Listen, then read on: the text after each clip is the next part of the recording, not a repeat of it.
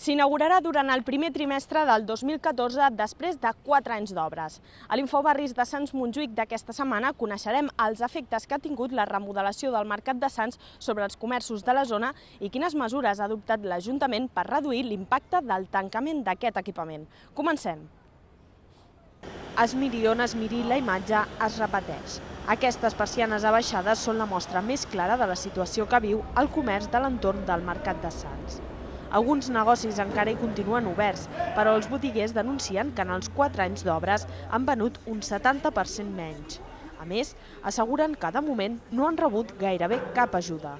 L'únic que t'han dit és que això, quan estigui fet, d'aquí 4 anys en el seu moment, ja vendraríem, ja faríem calés. De moment no poden fer res. Des de l'Ajuntament destaquen el benefici que tindran aquests comerços quan acabi la remodelació del mercat. I afegeixen que fins que això no passi, els botiguers poden acollir-se al pla d'ajut als comerços de zones amb obres de llarga durada. Però aquesta no és l'única ajuda que ofereix el consistori.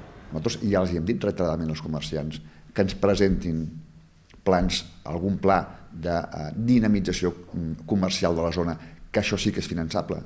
Per tant, nosaltres estem a l'espera de rebre aquests plans. Una altra línia de l'ajuda que fem directa són els grups de Nadal. L'Ajuntament financia el 100% dels costos. Molts botiguers dubten que aquestes iniciatives els ajudin a arribar a final de mes. Tot i això, hi ha qui s'arrisca a obrir un negoci. Vam pensar que un bar amb aquesta zona, com estan a punt d'obrir el mercat de nou, vam dir, potser podem tirar endavant. Per aconseguir-ho hauran d'esperar el primer trimestre de 2014. Serà aleshores quan el Mercat de Sants i els entorns tornaran a recuperar l'activitat que van perdre fa 4 anys quan van començar les obres.